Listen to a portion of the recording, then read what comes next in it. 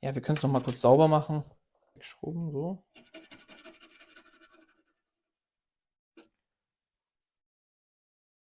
So, das ist der HDMI-Port, der neue.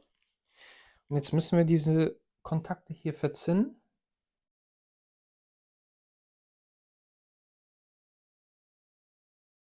Dafür erstmal ein bisschen Flussmittel. Und dann nehmen wir unseren Lötkolben. Ne? Unseren Lötkolben. Ein bisschen hier verzinnen. So, und dann können wir hier einfach alle Pins ganz entspannt durchgehen. Und seht ihr? Jetzt haben wir alle Pins verzinnt. Und ja, sieht super aus. Können wir den jetzt benutzen? So. Und dann switchen wir mal wieder hierher. Genau. Den alten können wir schon mal wegschmeißen. Holen